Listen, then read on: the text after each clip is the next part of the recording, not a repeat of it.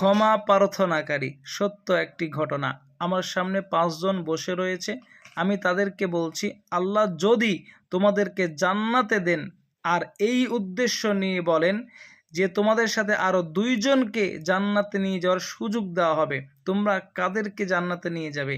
তখন তারা বলছে, আমাদেরকে আল্লাহ জান্নাত দিবেন না, জান্নাত দিবেন না। মানে তাদের পাপ চিন্তা করে বলছে কথাটা।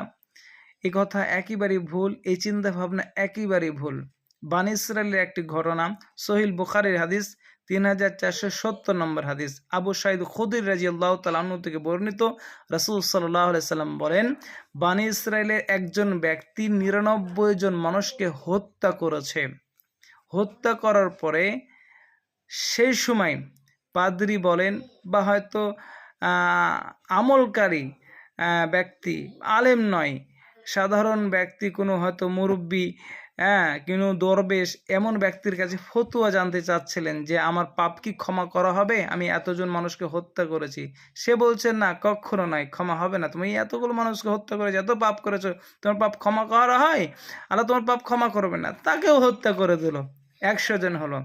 তারপরে একে অপরকে জিজ্ঞাসা করতে করতে করতে একজন ব্যক্তি বলছে, চলে যাও ওই গ্রামে, যেমন লক্ষ্মীপুর, আমাদের বাড়ি গলডাঙ্গা, লক্ষ্মীপুরে চলে যাও, হয়তো ওখানে কেউ আছে, তোমাকে পরামর্শ দিতে পারে।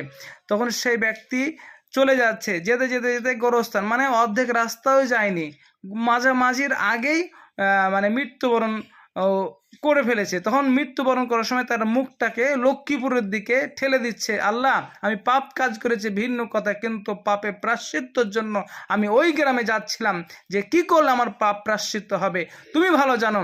দিয়ে মুখটাকে ওই দিকে ঠেলে দেয়। তো আজাবের ফেরেশতা, মানে রূহ বহনকারী, মানে যে খারাপ আত্মা আর ভালো আত্মা ফেরেশতা রয়েছে, মানে রূহ বহনকারী ফেরেশতা রয়েছে, তাদের মধ্যে মানে কে নিয়ে যাবে আত্মাটাকে? ভালো রূহ বহনকারী ফেরেশতা নিয়ে যাবে না খারাপ রূহ বহনকারী ফেরেশতা নিয়ে যাবে?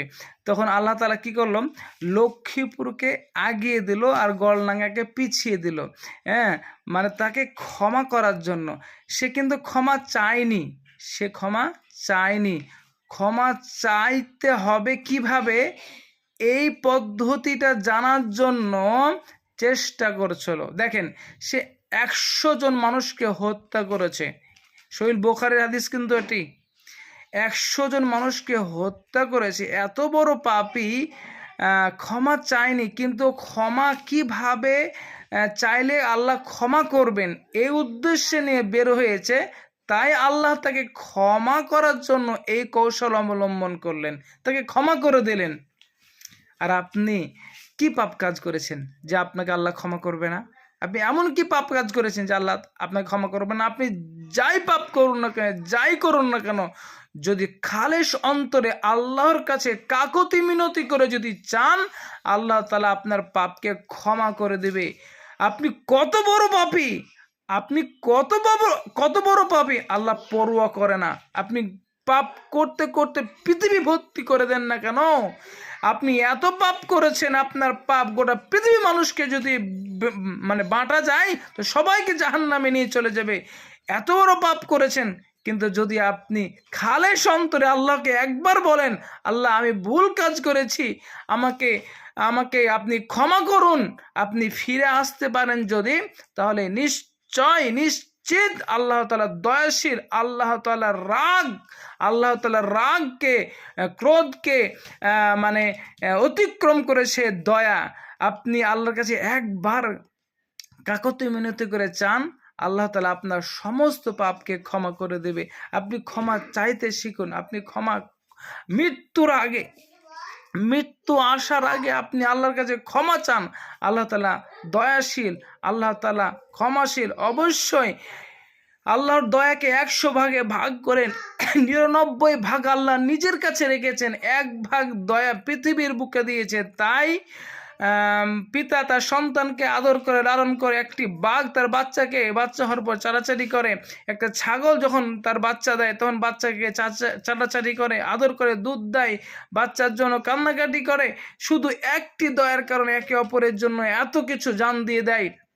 একটি দয়ার কারণে যদি এত দয়া হয়, তাহলে আল্লাহর কাছে 99টি দয়া রয়েছে। আল্লাহ কি আপনাকে দয়া করবেন না?